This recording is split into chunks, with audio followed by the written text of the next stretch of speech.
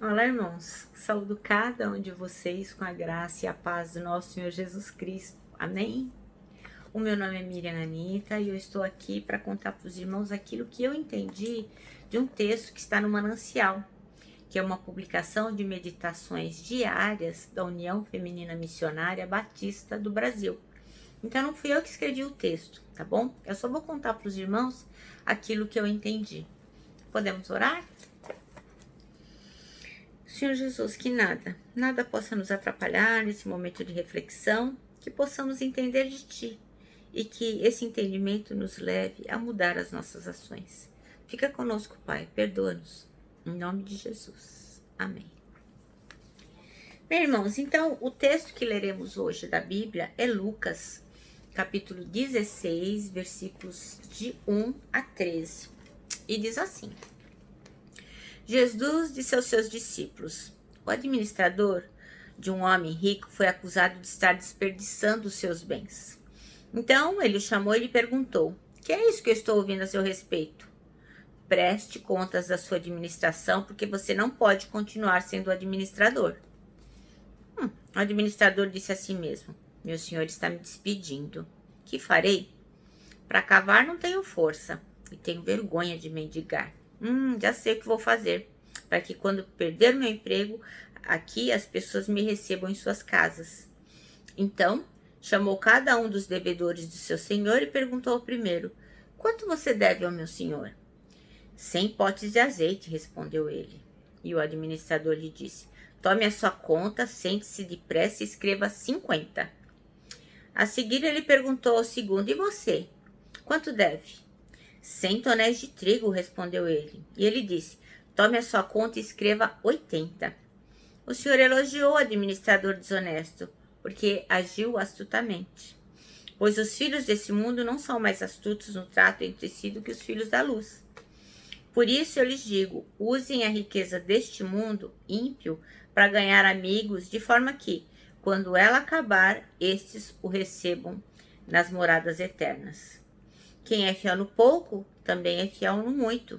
E quem é desonesto no pouco, também é desonesto no muito. Assim, se vocês não forem dignos de confiança em lidar com as riquezas deste mundo ímpio, quem lhe confiará as verdadeiras riquezas? E se vocês não forem dignos de confiança em relação ao que é dos outros, quem lhes dará o que é de vocês? Nenhum servo pode servir a 2 senhores, pois odiará um e amará o outro, ou se dedicará a um e desprezará o outro. Vocês não podem servir a Deus e ao dinheiro. Amém? Bom, irmãos, então esse texto quem escreveu foi o pastor Irã Lopes. E o texto chama: preste contas da sua administração. O versículo da Bíblia que ele escolheu para ser o versículo chave é Lucas 16, versículo 2, que diz assim, ó: então ele chamou e lhe perguntou: que é isso que estou ouvindo a seu respeito? Preste contas da sua administração, porque você não pode continuar a ser o administrador. Então o texto diz que nas diversas áreas de atuação da nossa vida, nas diversas coisas que nós fazemos, a gente é bom ou mal administrador naquilo que faz. Porque o Senhor coloca coisas na nossa vida para fazermos e nós fazemos escolhas. Então, existem 5 áreas aqui listadas pelo pastor Irã Lopes, todas começando com a letra T, que ele acredita que a gente precisa melhorar para administrar bem no trabalho do Senhor, na nossa vida cristã. Então, a primeira coisa que nós temos que administrar bem e melhorar é o tempo. Então, ele cita lá Mateus 6,33, que diz assim: mas buscai primeiro o reino de Deus e a sua justiça, e todas essas coisas vos serão acrescentadas. Então, irmãos, muitas vezes nós aplicamos o nosso tempo em coisas que não vão nos acrescentar nada. Então, principalmente nos tempos modernos, onde nós temos acesso à internet, né? WhatsApp, Facebook, Instagram, enfim. Todos esses aplicativos aí que facilitam a nossa vida, mas também tomam a nossa atenção. A televisão, né? Aplicamos muito tempo vendo televisão. Ou às vezes conversando banalidades com alguém. Então a pergunta que não quer calar é: como é que seu tempo tem sido administrado? Você já pensou em parar e fazer um teste? Quanto tempo você gasta no WhatsApp e quanto tempo você gasta lendo a Bíblia? Será que você perde um capítulo da sua novela, mas não perde a leitura da Bíblia? Ou é o inverso? A novela, o irmão, a irmã não perde, mas a leitura daquele dia vai deixar para depois, vai deixar para amanhã. Então, assim, é importante que nós sejamos senhores do nosso tempo, que nós possamos ser bons administradores, porque um dia nós teremos que prestar contas do nosso tempo para o Senhor. E aí nós vamos dizer o quê? Fiquei um tempão lá no WhatsApp, não deu, Senhor, não deu. Então, é uma coisa que nós vamos ter que pensar. Outra coisa que começa com T e da qual nós temos que tomar conta e ser bom administrador são os nossos talentos. Então, lá em 1 Timóteo 4,14, diz assim, olha. 4,14. Não despreze o dom que há em ti, o qual te foi dado por profecia, com a imposição das mãos do presbitério. Então, o Senhor está dizendo aqui, olha, para não desprezar o dom que há em ti. Então, todos nós temos um dom. Não existe ninguém que aceite Jesus Cristo como seu Salvador, que reconheça que foi resgatado por Ele e que não receba um dom, um talento para trabalhar no serviço do Senhor. Então, a gente não pode desperdiçar isso. E o texto diz que a gente fica feliz quando vê cristãos utilizando os seus talentos no serviço do Senhor. Mas tem muitas pessoas que têm talento e escondem. Então, porque às vezes a pessoa fala assim: mas eu não canto tão bem quanto fulano. Eu não falo tão bonito quanto ciclano. Eu não tenho esse talento que as pessoas têm. Eu não sei para que foi que o Senhor me chamou. Então, às vezes, né, a pessoa fala assim: eu não tenho talento para pregar a palavra. E eu aprendi uma vez com uma irmã, que ela disse que ela foi comprar peixe, e ela disse para ele: olha, aí cuidado com o peso.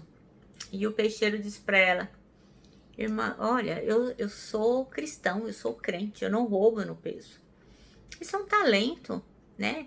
É o talento de dizer a verdade, é o dom de, numa simples venda de peixe ali, colocar o assunto que vai levar a outro assunto e que vai levar ao Senhor Jesus Cristo. Então, assim, os talentos que nós temos são muito variados. Tem irmãs, por exemplo, que elas cozinham muito bem, fazem coisas maravilhosas. Então, lá na igreja onde eu congrego, tem uma cantina. Então, eu me ofereci para ajudar, assim, no dia que é para eu levar, eu compro alguma coisa, eu compro um bolo, eu compro qualquer coisa e levo. Mas eu não tenho nenhum talento, nenhuma habilidade na cozinha.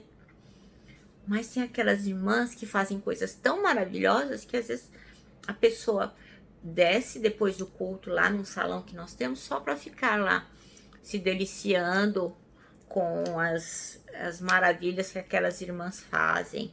Tem uma irmã lá que faz uma geleia. O que é aquilo, gente? Aquilo é dom, é talento. Então a pessoa fala assim: não sei fazer nada, eu tenho pouco tempo, meu marido não é cristão, eu não posso aplicar muito tempo na igreja e tal. Mas ela faz geleia, gente. E aquilo é um talento tão grande que as pessoas vão, vamos lá, vamos conversar, vamos se solidarizar enquanto a gente come a geleia que a irmã fez. Então, assim, os nossos talentos são os mais variados. O Senhor deu a cada um, mas cabe a nós administrá-los. Outra coisa que é citada é o trabalho. Né? Em 1 Coríntios 15, 58, diz assim, olha: portanto, meus amados irmãos, sede firmes e constantes, sempre abundantes na obra do Senhor, sabendo que o vosso trabalho não é em vão no Senhor. Então, ele lembra aqui um louvor que tem, que fala assim, que no serviço do meu rei eu sou feliz, satisfeito e abençoado. Então, é importante que a gente saiba que tudo que a gente faz para Jesus não é em vão. Nada disso é em vão. E o trabalho faz com que as pessoas se unam, faz com que o reino seja aumentado. Eu conheço uma história de uma pessoa que a família passava muita necessidade. E um dono de um restaurante, então, doou para aquela família as sobras do restaurante. Não era resto de comida, eram sobras, né? Comida que ninguém consumiu.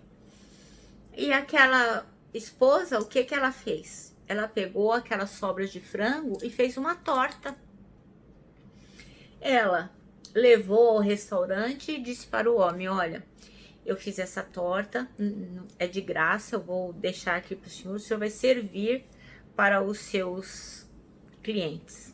Se eles gostarem, o senhor pode passar a comprar tortas de mim, o senhor me abençoe e eu abençoo a vida do senhor.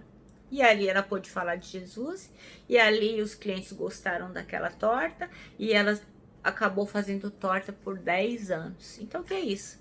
É trabalho, não tem preguiça. Daquilo que eles recebiam, eles davam o dízimo. Enfim, existem muitas maneiras de fazermos trabalhos e de abençoarmos a vida das pessoas. Então, nós temos que trabalhar assim para o Senhor. E trabalhar para o Senhor não é só trabalhar na igreja, é trabalhar em todo momento, em todos os aspectos da nossa vida. Lembrando que nós estamos aqui de passagem e nossa morada é lá. É por isso que nós temos que aplicar o nosso tempo, os nossos talentos e o nosso trabalho nas coisas do Senhor. Outra coisa que é mencionada aqui é o tesouro, né? E aí ele menciona 2 Coríntios 9:7. E diz assim: cada um contribua segundo propôs no seu coração, não com tristeza ou por necessidade, porque Deus ama ao que dá com alegria. Então, assim, quando a gente fala em tesouro, né? É disponibilizar os nossos bens, não é? Eu não estou falando aqui aquela questão da prosperidade, né? Que muitas igrejas dizem, não, você dá lá o seu carro, sua casa, o evangelismo da prosperidade. Não, não é nada disso que eu estou falando. Eu estou falando aqui que a gente tem que ser fiel, né? Ser fiel com os nossos recursos financeiros. Quem nos deu foi o Senhor. Nós temos que devolver a parte dele. Nós temos que fazer ação social. Nós temos que ajudar o próximo. Nós temos que nos disponibilizarmos para realmente investir no trabalho de Deus, né? Porque a pessoa fala assim, poxa, você dá o dízimo, e aí? Por que não? Na verdade, não estou dando nada, eu estou devolvendo. Quando eu oferto, quando eu dou, eu estou devolvendo para o Senhor. Porque a casa do Senhor também precisa pagar luz, água, quem limpa, tudo isso é dinheiro. Por que não? Entendeu? Então, mas se for para dar com tristeza, com infelicidade, sofrendo, não, então não precisa dar. Mas fique sabendo que um dia o Senhor vai sim pedir contas daquilo de tudo que você recebeu. Outra coisa que ele pede aqui, que a gente tem que administrar bem, é o nosso testemunho. E aí ele escolheu Atos 1:8, que diz assim, olha: mas recebereis a virtude do Espírito Santo, que há de vir sobre vós, e ser-me-eis testemunhas tanto em Jerusalém, como em toda a Judéia e Samaria, e até os confins da terra. Então, nós temos que testemunhar a respeito do amor de Deus. Nós não podemos ser egoístas. Obviamente que o reino de Deus não vai parar se o irmão ou se a irmã não quiser fazer nada por ele.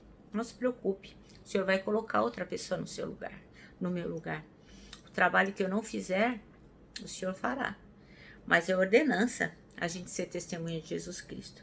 Então nós temos sim que prestar contas a Deus de tudo que nós temos feito, porque obviamente tão grande amor Ele nos deu e nós não vamos fazer nada pelo seu reino. Então assim, olha, o nosso manancial termina assim, ó: usemos nosso tempo, nosso talento, nosso trabalho, tesouro e testemunho para a glória do Senhor. Então, irmãos, eu acho que isso é muito fundamental. Nós não temos que olhar para a vida de ninguém. o que as pessoas estão fazendo com o seu tempo, seu talento, seu trabalho, o seu tesouro, com o seu testemunho, isso não é da nossa conta, né? Porque, como eu sempre digo, existe um juiz e esse juiz não somos nós. Mas é certo que haverá o dia em que prestaremos contas ao Senhor. Eu me despeço aqui com meu abraço fraternal, meu abraço de ursa e, lógico, com a palavra de ordem, que é saudades.